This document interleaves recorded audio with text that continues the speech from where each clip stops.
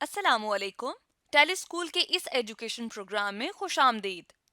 ये programme TV पर हुकूमत पाकिस्तान और सबक फाउंडेशन की शराकत से पेश किया जा रहा है। इसके लेसन्स पाकिस्तान के तमाम तालीमी बोर्ड बशमूल कैम्ब्रिज के सिलेबस के मुताबिक तैयार किए गए हैं, जिसमें एजुकेशन कंटेंट सबक फाउंडेशन प्रोवाइड कर रही है।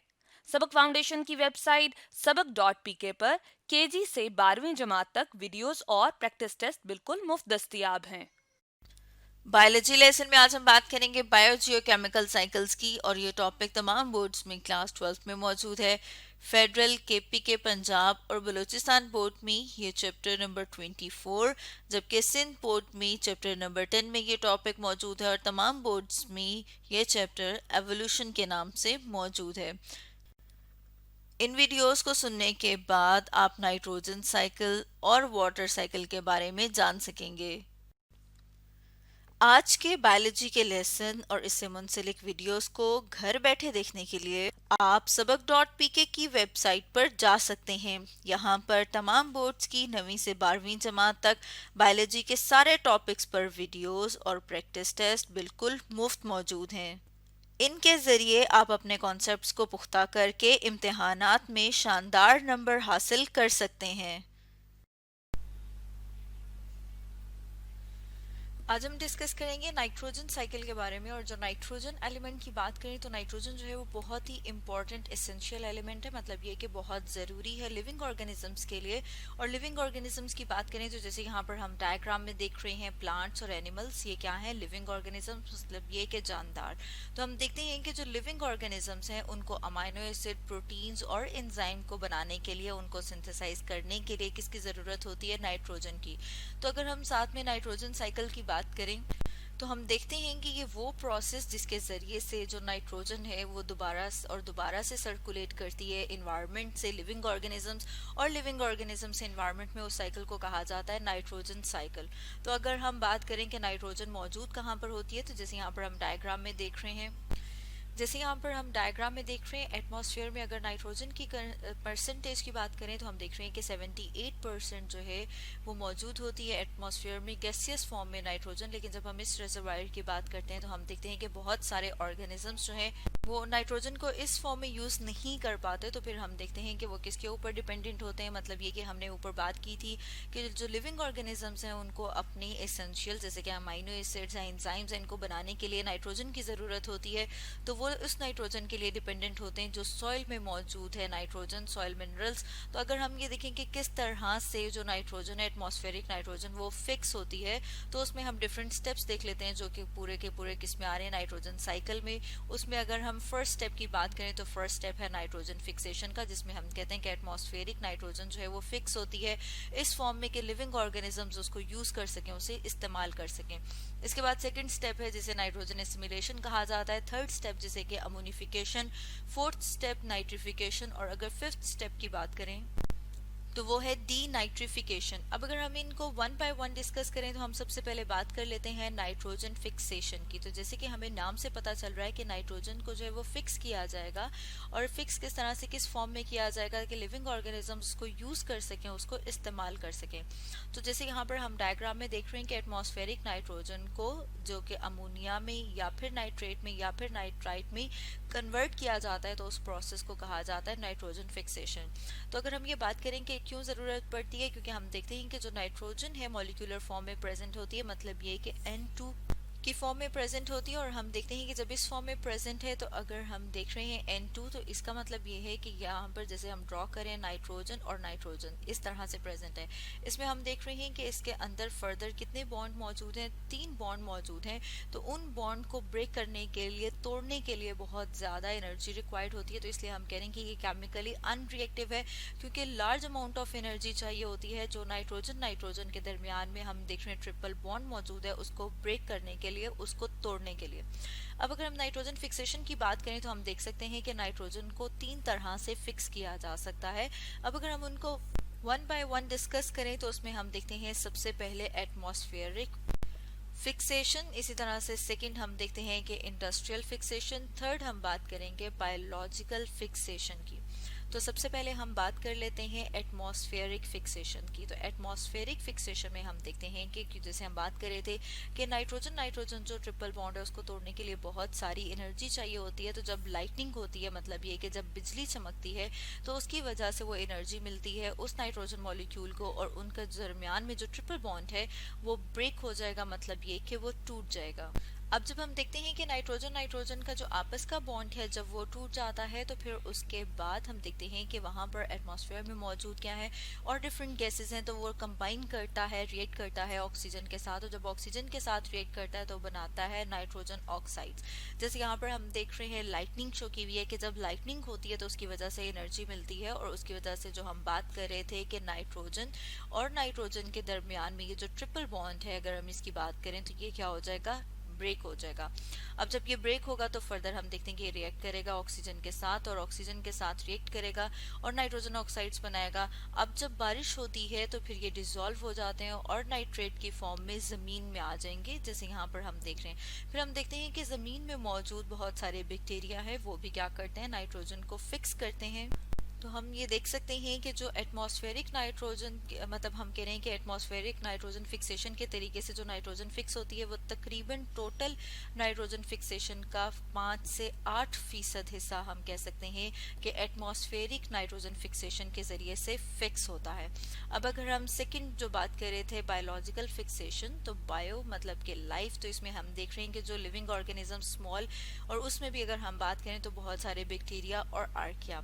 आर्किया जो है वो क्या है, वो भी यूनिसेलुलर ऑर्गेनिजम्स हैं, माइक्रो ऑर्गेनिज्म, मतलब ये कि इतने छोटे इतने स्मॉल होते हैं कि उन्हें देखने के लिए हमें माइक्रोस्कोप की ज़रूरत पड़ती है, हम उन्हें आम आंख से नहीं देख पाते। और अगर यूनिसेलुलर की बात करें तो यूनिसेलुलर का मतलब है कि पूरा का पूरा ऑर्गेनिज्म जो है वो एक सेल के ऊपर मुश्तमिल होगा। तो हम देखते हैं कि ये बैक्टीरिया से मिलते जुलते हैं। और बायोलॉजिकल फिक्सेशन में हम जैसे यहाँ पर डायग्राम में देख रहे हैं कि बहुत सारे जो बैक्टीरिया हैं वो क्या करते हैं, वो फिक्स करते हैं एटमॉस्फेरिक नाइट्रोजन को, इस फॉर्म में लेके आते हैं कि जो प्लांट्स हैं उनको यूज कर सकें। और अगर हम उसमें एग्जांपल्स देखें बैक्टीरिया की, तो उसमें क्लोस्ट्रीडियम है, नोस्टॉक है, एनाबीना है एंड एज़ेटोबैक्टर। ये कुछ एग्जांपल्स हैं बैक्टीरिया की, जो कि वो बैक्टीरिया जो कि नाइट्रोजन को फिक्स करते हैं। अब हम देख रहे हैं कि ये नाइट्रोजन कहाँ पर मौजूद है, ये नाइट्रोजन मौजूद है प्लांट्स की रूट में, मतलब ये कि जो पौधे हैं उनकी जड़ों में हम देख रहे हैं कि नोड्स की तरह के, नोड्यूल की तरह का स्ट्रक्चर है। तो इस तरह का जो रिलेशनशिप है उसे कहा जाता है सिम्बायोटिक रिलेशनशिप, मतलब ये कि वो रिलेशनशिप जिसमें हम देख रहे हैं कि दोनों के दोनों ऑर्गेनिज्म को एक दूसरे से फायदा मिल रहा है। जैसे यहाँ पर हम बैक्टीरिया की बात करें कि बैक्टीरिया जो है वो नाइट्रोजन फिक्स करके प्लांट्स को देता है, और प्लांट जो है फर्दर और बहुत सारे एंजाइम्स और इसके साथ साथ प्लेस प्रोवाइड कर रहा है, रहने की जगह प्रोवाइड कर रहा है बैक्टीरिया को। तो हम देख रहे हैं कि दोनों ऑर्गेनिजम्स एक दूसरे से फायदा ले रहे हैं। तो इस तरह का जो इनका रिलेशनशिप है वो सिम्बायोटिक रिलेशनशिप है। तो बहुत सारे बैक्टीरिया जो हैं वो प्लांट के साथ सिम्बायोटिक रिलेशनशिप बनाकर वहां पर रहते हैं। और अगर हम उसमें एग्जाम्पल्स देखें तो उसमें हम देख रहे हैं सोयाबीन, अल्फा अल्फा, और इसके साथ हम देखते हैं बहुत सारी लिग्यूमिनस जो स्पीशीज हैं, या फिर हम कह रहे हैं कि जो लिग्यूमिनस प्लांट हैं उनमें भी इस तरह का एसोसिएशन, या फिर हम कह सकते हैं कि इस तरह का जो रिलेशनशिप है वो मिलता है। इसके साथ साथ हम देखते हैं कि जो बायोलॉजिकली नाइट्रोजन फिक्सेशन होती है, मतलब ये कि जब बैक्टीरिया जो है नाइट्रोजन को फिक्स करते हैं, तो उसमें हम देख रहे हैं कि ये बहुत ही कॉम्प्लेक्स प्रोसेस है। इसमें बहुत सारे एंजाइम्स इन्वॉल्व होते हैं, और इसके साथ साथ बहुत ज़्यादा एनर्जी चाहिए होती है नाइट्रोजन नाइट्रोजन में जो ट्रिपल बॉन्ड है उसको तोड़ने के लिए। तो यहाँ पर जो एनर्जी मिलती है वो कहाँ से मिलती है, एटीपी से मिलती है। जैसे कि ऊपर एटमॉस्फेरिक हमने नाइट्रोजन फिक्सेशन की बात की थी, तो उसमें हमने देखा था कि जो एनर्जी है वो बिजली चमकने से मिलती है, लाइटनिंग से मिलती है। तो यहाँ पर हम देखते हैं कि जो एनर्जी मिलेगी वो एटीपी से मिलेगी। इसके साथ साथ अगर हम थर्ड फिक्सेशन की बात करें, जो हम कह रहे थे कि इंडस्ट्रियल फिक्सेशन। अब इंडस्ट्रियल फिक्सेशन जिसमें हम इंडस्ट्रीज में क्या करते हैं, टेम्परेचर को बहुत ज़्यादा हाई करते हैं, टेम्परेचर जो है वो 600 डिग्री तक लेके आते हैं, और फिर फर्दर यूज़ किया जाता है कैटलिस्ट को। अब अगर कैटलिस्ट की बात करें कि कैटलिस्ट क्या होता है, तो हम कहते हैं कि कोई भी ऐसा सब्सटेंस जो कि इस रिएक्शन में यूज़ किया जाए, मतलब वो लेकिन वो रिएक्शन में इस्तेमाल ना हो, रिएक्शन को स्पीड अप कर दे और रिएक्शन के एंड पे एज इट इज उसी तरह से हमें वापस मिल जाए, उसे कहा जाता है कैटलिस्ट। मतलब कैटलिस्ट का काम क्या है कि वो रिएक्शन की स्पीड को बढ़ा देगा लेकिन खुद उसमें इस्तेमाल नहीं होगा, at the end of reaction ऐसे ही मिल जाएगा। तो हम देखते हैं कि अगर हम कैटलिस्ट को इस्तेमाल करें, उसके साथ टेम्परेचर जो है वो तकरीबन 600 डिग्री तक ले आए और एटमॉस्फेरिक नाइट्रोजन और साथ में हाइड्रोजन जो है वो कंबाइन करके क्या बना देगी, अमोनिया। तो जैसे हमने ऊपर सबसे पहले बात की थी कि जब नाइट्रोजन फिक्स होती है तो वो अमोनिया नाइट्रेट और नाइट्राइट की फॉर्म में होती है, तो हम देख रहे हैं कि वो किस में फिक्स हो जाएगी, वो अमोनिया में। इस तरह से हम देखते हैं कि अमोनिया को डायरेक्टली भी यूज किया जा सकता है किस के तौर पे, फर्टिलाइजर के तौर पे, फर्टिलाइजर जिन्हें के खाद कहा जाता है। फर्दर जो अमोनिया है उसको प्रोसेस करके कन्वर्ट किया जा सकता है यूरिया में, या फिर उसको कन्वर्ट किया जा सकता है अमोनियम नाइट्रेट में, और इनको दोनों को फर्दर हम देखते हैं कि प्लांट्स जो हैं वो यूज कर सकते हैं। तो ये स्टेप जो था ये था नाइट्रोजन फिक्सेशन के बारे में। फर्दर जो स्टेप्स हैं नाइट्रोजन साइकिल के वो हम डिस्कस करेंगे अपनी नेक्स्ट वीडियो में।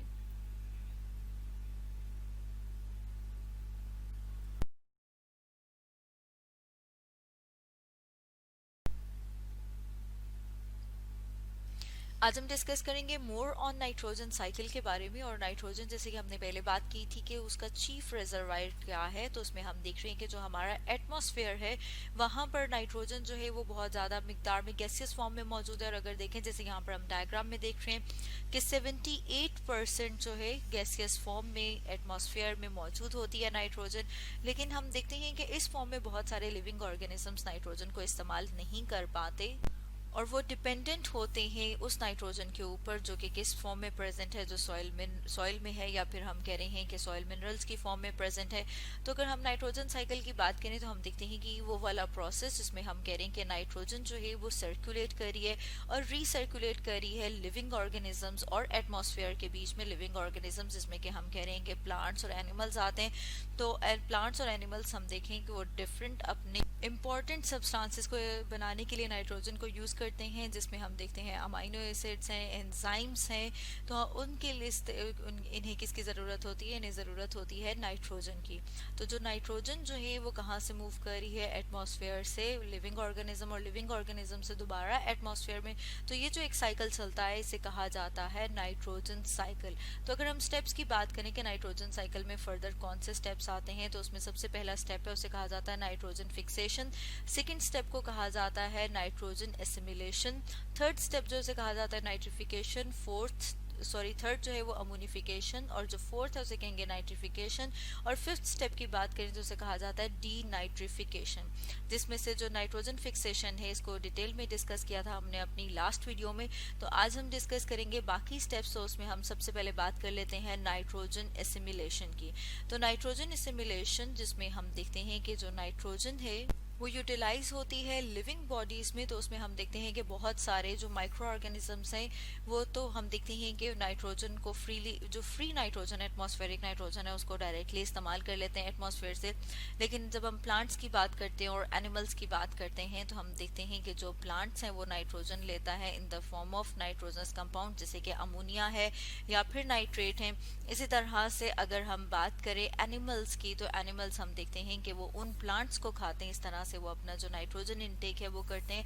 जैसे कि यहाँ पर हम डायग्राम में देख रहे हैं कि सॉइल में क्या मौजूद है, अमोनिया और नाइट्रेट मौजूद है, जिसको एब्जॉर्ब करता है प्लांट, और प्लांट जो है वो फर्दर उससे प्लांट प्रोटीन्स बनाता है, जिसको हम देख रहे हैं कि एनिमल जो है वो अपनी फीड कहाँ से ले रहा है, इस प्लांट से ले रहा है। तो इस तरह से हम देख रहे हैं कि जो एनिमल है वो नाइट्रोजन का इनटेक करता है। तो अब जिसमें हम देख रहे हैं कि जो नाइट्रोजनस कंपाउंड वो लिविंग बॉडी में आया है, मतलब ये कि प्लांट में आया है सॉइल से, और फिर हम देख रहे हैं कि प्लांट से एनिमल में आया। तो इस प्रोसेस को क्या कहा जाता है, नाइट्रोजन एसिमिलेशन।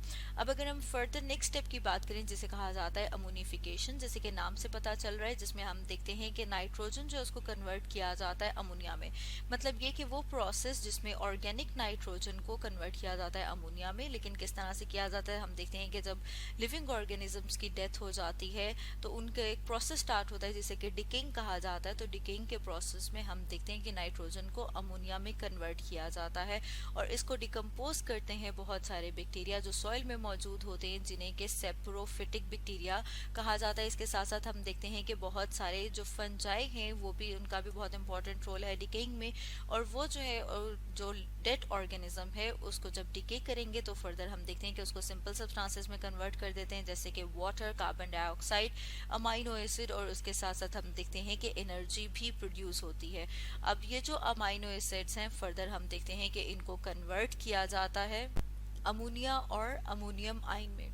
इसके साथ साथ अगर हम नेक्स्ट स्टेप की बात करें तो वो है नाइट्रिफिकेशन। नाइट्रिफिकेशन वो प्रोसेस जिसमें हम देखते हैं कि अब अमोनिया को कन्वर्ट किया जाता है नाइट्रेट में। हम देखते हैं कि बहुत सारे प्लांट्स जो हैं वो तो अमोनिया को डायरेक्टली इनटेक कर लेते हैं, मतलब रूट्स के जरिए से अमोनिया जो है वो एंटर हो जाता है उनकी बॉडी में। लेकिन इसके साथ साथ हम देखते हैं कि बहुत सारा जो अमोनिया प्रोड्यूस हुआ है, जो कि हम कह रहे हैं कि इसके रिजल्ट में हुआ है डिकेइंग का प्रोसेस, तो उसके रिजल्ट में कन्वर्ट किया जाता है इसे नाइट्रेट में। और अगर हम स्टेप्स की बात करें कि वो कौन से स्टेप्स हैं जिसमें इसे कन्वर्ट किया जाता है नाइट्रेट में, तो हम देखते हैं कि 2 स्टेप्स में इसे कन्वर्ट किया जाता है नाइट्रेट में। जो फर्स्ट स्टेप है उसमें हम देखते हैं कि बैक्टीरिया जो कि जीनस से बिलोंग करते हैं नाइट्रोसोमोनास, वो ऑक्सीडाइज कर देते हैं अमोनिया को नाइट्राइट में। तो जैसे कि यहाँ पर हम देख रहे हैं ये नाइट्राइट है। इसी तरह से हम देखते हैं कि सेकेंड टाइप में एक और जीनस से जो बैक्टीरिया बिलोंग करते हैं, और अगर बात करें कि वो कौन सा है तो उसमें हम देखते हैं कि नाइट्रोबैक्टर बैक्टीरिया जो है वो ऑक्सीडाइज कर देते हैं और फर्दर हम नाइट्राइट को नाइट्रेट में, जैसे कि यहाँ पर हम देख रहे हैं, फर्दर हम देखते हैं कि नाइट्रिफिकेशन जो है वो कहाँ पर होती है, वो वेल एरेटेड सॉइल में, मतलब ये कि उस वाली सॉइल में जहाँ पर हवा की क्रॉसिंग हो, जहाँ ऑक्सीजन वाफर मिकदार में मौजूद हो। और अब अगर हम इसके लास्ट स्टेप की बात करें, अब अगर हम डीनाइट्रिफिकेशन की बात करें तो डीनाइट्रिफिकेशन वो प्रोसेस है जिसके जरिए से हम कहते हैं कि जो नाइट्रेट्स हैं उनको वापस किस में कन्वर्ट किया जाता है, एटमॉस्फेरिक नाइट्रोजन में, N2 की फॉर्म में। अब जो ये प्रोसेस है इसमें हम देख रहे हैं कि ट्रांजिशन स्टेट आती है जिसमें नाइट्रिक ऑक्साइड, जैसे यहाँ पर हम देख रहे हैं कि नाइट्रिक ऑक्साइड जो है वो बनता है, और नाइट्रिक ऑक्साइड जो है वो फर्दर किस में कन्वर्ट किया जाता है, उसे कन्वर्ट किया जाता है नाइट्रोजन में। अब ये जो डीनाइट्रिफिकेशन का प्रोसेस है इसमें हम फर्दर देखते हैं कि बहुत सारे बैक्टीरिया, और कौन से बैक्टीरिया जो सॉइल में प्रेजेंट है, इसलिए हम कह रहे हैं कि बहुत सारे सॉइल बैक्टीरिया की एक्टिविटी के रिजल्ट में भी ये प्रोसेस होता है जिसे कि डीनाइट्रिफिकेशन कहा जाता है। अब ये जो डीनाइट्रिफिकेशन का प्रोसेस है इसमें हम देखते हैं कि वो बैक्टीरिया जो है वो नाइट्रेट्स का ब्रेक डाउन करते हैं और उसका ब्रेक डाउन करके उसको वापस एटमॉस्फेरिक फॉर्म में लेके आते हैं। अब अगर हम दोबारा से पूरा समराइज करें साइकिल को, जिसे कि नाइट्रोजन साइकिल कहा जाता है, तो जैसे कि हमने डिफरेंट स्टेप्स में डिस्कस किया था कि सबसे बड़ा रिजर्वायर जो है नाइट्रोजन का कहाँ पर मौजूद है, एटमॉस्फेयर में। मतलब ये कि एटमॉस्फेयर में 78% नाइट्रोजन मौजूद है। उसके बाद हम देखते हैं कि उस नाइट्रोजन को फिक्स किया जाता है, मतलब ये कि इस फॉर्म में लेके आया जाता है कि लिविंग ऑर्गेनिजम्स जो जानदार हैं उसको यूज कर सकें, उसको इस्तेमाल कर सकें। तो उसमें हम देखा था कि जो नाइट्रोजन फिक्सेशन है वो किस तरह से होती है, उसमें हम देख रहे थे कि 3 तरह से होती है, एटमॉस्फेरिक फिक्सेशन, इंडस्ट्रियल फिक्सेशन, और फर्दर हमने देखा था बायोलॉजिकल फिक्सेशन, जिसमें हमने बात की थी कि डिफरेंट जो बैक्टीरिया है वो नाइट्रोजन को फिक्स करते हैं। फर्दर हमने देखा था कि ये जो अब फिक्स हो गई है नाइट्रोजन सॉइल में, इसको यूज करते हैं प्लांट्स, और प्लांट्स को इनटेक करते हैं एनिमल्स, और इस तरह से हम देखते हैं कि नाइट्रोजन की एसिमिलेशन होती है प्लांट्स, और प्लांट्स से फर्दर फिर एनिमल्स में। फिर हम देखते हैं कि अगर अम्यूनिफिकेशन की बात की जाए, जिसमें हम देखते हैं कि डेड प्लांट्स और डेड एनिमल्स का जब डिके होगा तो उनके डिकेइंग से क्या प्रोड्यूस होती है, अमोनिया। अमोनिया को डिफरेंट बैक्टीरिया कन्वर्ट करते हैं नाइट्रेट्स में, और इस प्रोसेस को कहा जाता है नाइट्रिफिकेशन।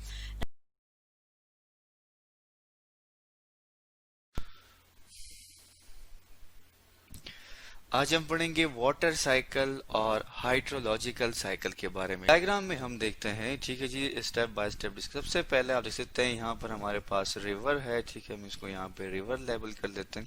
रिवर जो है बेसिकली जब सनलाइट जो है वो इस पानी पे पड़ती है तो हमारे पास क्या हो जाती है, एवापोरेशन हो जाती है। ठीक है जी, आप देख सकते हैं एवापोरेशन हो गई। ठीक है, अब एवापोरेशन से हमारे पास जो है वो क्लाउड्स बन जाते हैं। ठीक है, और फिर हवा की मदद से, ठीक है जी, हमारे पास क्या होते हैं, हवा की मदद से जब इनकी कंडेंसेशन हो जाती है, ठीक है जी, और ये कूल डाउन हो जाते हैं, तो फिर हमारे पास that is step number 2, precipitation हो जाती है, रेनफॉल हो जाती है, और पानी जो है वो दोबारा हमारे पास रिवर्स में आ जाता है। ठीक है जी, अब ये जो जो बारिश की शक्ल में जो पानी बरसता है, तो या तो ये होता है कि मोस्टली जो इसमें पानी है हमारे पास, जो समंदरों में या दरियाओं में या छोटी नदी नालों में जब ये गिरता है, तो वो इस तरह डिफरेंट वेव से होते हुए हमारे पास जो है आ जाता है किस चीज में, रिवर्स में या ओशंस में। ठीक है जी। इसके अलावा जो है हमारे पास कुछ वाटर जो है वो सॉइल में एब्जॉर्ब हो जाता है। ठीक है, जैसा कि आप देख सकते हैं, इसको हमने यहाँ पे नाम दिया है इन्फिल्ट्रेशन का। तो फिर ये जो पानी जो है जो कि एब्जॉर्ब हो जाता है सॉइल में, फिर इसकी फिल्ट्रेशन होती है और फिर हमारे पास डिफरेंट प्लांट्स होते हैं जो कि क्या करते हैं, जो कि अंडरग्राउंड वाटर को, ये हमारे पास क्या है, अंडरग्राउंड वाटर है। ठीक है जी, हम यहाँ लिख लेते हैं अंडरग्राउंड वाटर। ठीक है जी, ये हमारे पास अंडरग्राउंड वाटर है और इसको फिर क्या करते हैं जी, इसको दोबारा जो है प्लांट यूज करते हैं। जब प्लांट ये वाटर यूज करते हैं किस चीज के थ्रू, रूट्स के थ्रू इसको एब्जॉर्ब करते हैं अपनी बॉडी में, एंड उसके बाद फिर हमारे पास प्लांट क्या करते हैं, ट्रांसपायरेशन करते हैं। ट्रांसपायरेशन की मदद से फिर क्या होता है, वो पानी दोबारा जो है वो एटमॉस्फेयर में चला जाता है। इसी तरह जो हमारे पास वाटर का साइकिल है ये कंटिन्यू